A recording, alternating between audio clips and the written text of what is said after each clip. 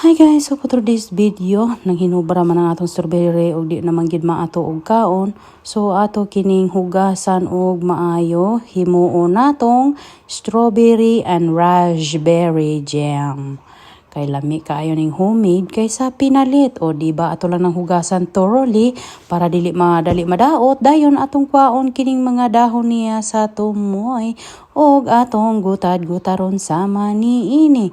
Pagkahuman ni ana, mag-sterile tag mason jars para atong sudlan og maluto na siya. So kay na amande koy na mason jars nga nakaplagan ako, nakalimta naman ig pila ka dekada na ni. Ato na ning habwaon og atong gamiton para mahimuslan og atong pabukalan kini sa tubig for 15 minutes. Og di ana gisa lang na gilaphawan na.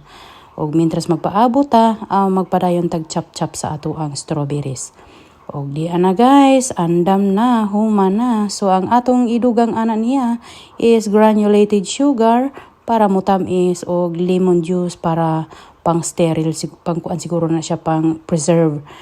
Di ba? So depende sa gitamison ninyo guys, kamo na mo control anang inyong gitamison kung unsa katamis ang inyong gusto. Kining akong strawberry kay medyo aslom-aslom man gamay, so butang nga natog daghan para mas lami gayod. 1 cup lang.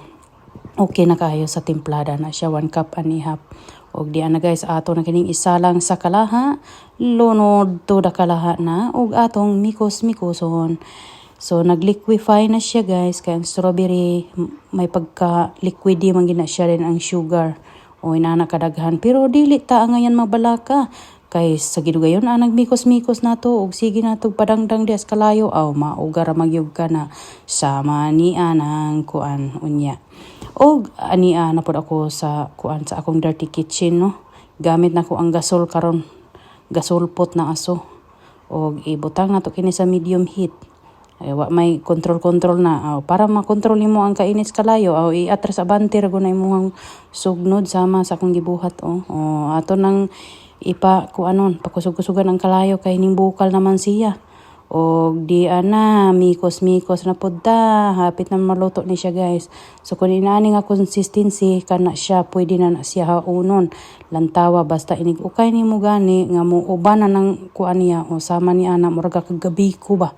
Pwede na siya haunon, magadepende ra pod sa inyo ha guys kung unsa ka tikin ang inyong gusto nga jam. Ako akay gusto man jud og tikin kay inigkuan ana sa gula nimo peanut butter sa isa ka pan, then ang pikas api nga pan kanang jam. Lami kayo. Na-proven sa kong anak guys. Lami jud kuno kayo. Mas lami pa sa tindahan. Pwede naman dugang-dugang ang unsay gusto nimo.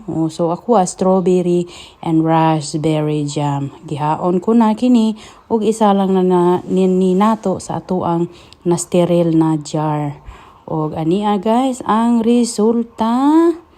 Di ana 3, 2, 1, go! Nakabuo jud ko almost 3 jars. Lami kay guys Lami kay lagi lanlanon guys. Lami pa sa tindahan. Thank you for watching.